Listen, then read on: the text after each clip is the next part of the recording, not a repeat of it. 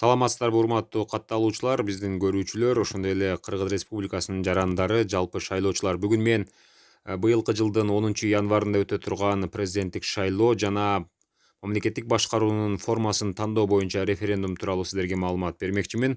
Адаттагыдан айырмаланып, бул жолу эки бюллетень болот. Биринчиси мына ушул референдумдун бюллетени. Бул жерден сиздер мамлекеттик башкаруунун формасын өзүңүздөр тандайсыздар. Тагыраагы президенттик же парламенттик башкаруунун бул жерде өзүнүн варианттары бар. Өзүңүздөр кааласаңыздар парламенттик же болбосо президенттик башкарууну тандап алсаңыздар болот. Ал эми экинчи бюллетень бул баарыбызга белгилүү болгон ушул президенттик шайлоонун бюллетени. Бул жерде жалпы 18 талапкердин аты жөнү белгиленген. Сиздер өзүңүздөр карап, өзүңүздөргө жаккан, өзүңүздөр тандаган талапкерди тандап, анын тушундагы мына ушул чакмакчанын ичине же болбосо квадраттын ичине мындайча айтканда пичка, галочка белгисин мындай кылып койсоңуздар болот. Мүмкүн болсо ушул квадраттан чыгарбаганга аракет кылыңыздар.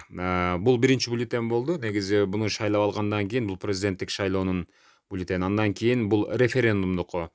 Башкаруу формасы деп бул жерде эки вариант турат. Бул бирөөсү президенттик, бирөөсү парламенттик деген варианттар болот. Сиздер өзүңүздөр каалаган башкаруу формасына мына ушундай галочка белгисин коюп, референдумду дагы мына ушундай тандоо жүргүзөсүздөр.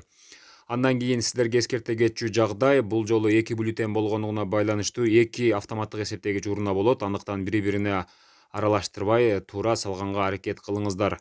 Мына ушул бюллетендин жазуусун ылдый каратып туруп, мына ушул автоматтык эсептегич урунага секинден киргизсеңиздер, ал өзү бюллетенди алып кирип кетет. Негизи бул президенттик деп жазып койгон, жазылып коюлат ар бир участкаларда.